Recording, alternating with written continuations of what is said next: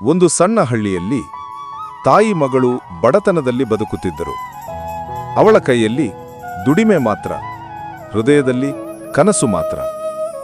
ಮಗಳೇ, ನಾನೇನು ತಿನ್ನದಿದ್ದರೂ ಪರವಾಗಿಲ್ಲ. ನೀನು ಓದಿ ದೊಡ್ಡವಳಾಗ್ಬೇಕು. ಯಾರ ಮುಂದೆ ತಲೆಬಾಗ್ಬೇಡ. ಅಮ್ಮ, ನಿನ್ನ ಮಾತು ಕೇಳ್ತೀನಿ. ನಿನ್ನ ಕಷ್ಟ ವ್ಯರ್ಥವಾಗೋದಿಲ್ಲ. ಒಂದು ದಿನ ತಾಯಿ ಹಣ ಪಡೆಯಲು ದೊಡ್ಡ ಬ್ಯಾಂಕಿಗೆ ಹೋಗುತ್ತಾಳೆ. ಹಾಳಾದ ಬಟ್ಟೆ ನೋಡಿ ಗಾರ್ಡ್ ಅವಳನ್ನು ಒಳಗೆ ಬಿಡುವುದಿಲ್ಲ. ಅಮ್ಮ, ಇದು ದೊಡ್ಡ ಜನ ಮಾತ್ರ ಬರುತ್ತಾರೆ ಸ್ಥಳ. ನೀನು ಒಳಗೆ ಹೋಗ್ಬೇಡ. ಮಗನೇ, ನನಗೆ ಹಣ ಪಡೆಯಬೇಕಿದೆ, ಒಳಗೆ ಬಿಡು. ಆದರೆ ಅವಮಾನ ಮಾತ್ರ ಸಿಗುತ್ತದೆ. ಜನ ನಕ್ಕು ಹಾಸ್ಯ ಮಾಡುತ್ತಾರೆ. ತಾಯಿ ಕಣ್ಣೀರಿನಿಂದ ನೆಲದಲ್ಲಿ ಕುಳಿತಿದ್ದಾಳೆ. ನನ್ನ ಬಡತನ ನನ್ನನ್ನು ಹೀಗೆ ಮಾಡಿದೆ, ಆದರೆ ನನ್ನ ಮಗಳು ನನ್ನ ಕನಸು. ಅಷ್ಟರಲ್ಲಿ ಕಾರೊಂದು ಬ್ಯಾಂಕ್ ಮುಂದೆ ನಿಂತಿತು. ಅದರೊಳಗಿಂದ ಇಳಿದವಳು ಯಾರು ಗೊತ್ತೇ? ಅವಳ ಮಗಳು, ಡಿಸ್ಟ್ರಿಕ್ಟ್ ಕಲೆಕ್ಟರ್.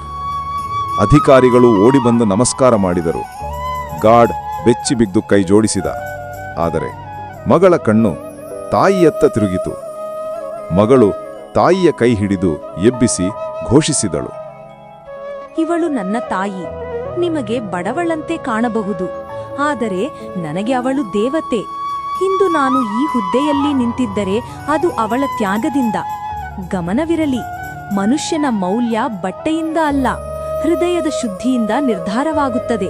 ತಾಯಿ ಕಣ್ಣೀರಿನಿಂದ ಮಗಳನ್ನು ಅಪ್ಪಿಕೊಂಡಳು. ನೀನು ನನಗೆ ಇಂದು ಗೌರವ ತಂದಿದ್ದೀಯಮ್ಮ.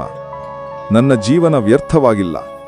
ಮಗಳು ತಾಯಿಯ ತಲೆಯನ್ನು ತಬ್ಬಿಕೊಂಡು, ಅಮ್ಮ, ನಿನ್ನ ಹೋರಾಟಕ್ಕೆ ಇಂದೇ ಸಾರ್ಥಕತೆ ಬಂದಿದೆ. ತಾಯಿಯ ತ್ಯಾಗವೇ ಮಗಳ ಗೆಲುವು.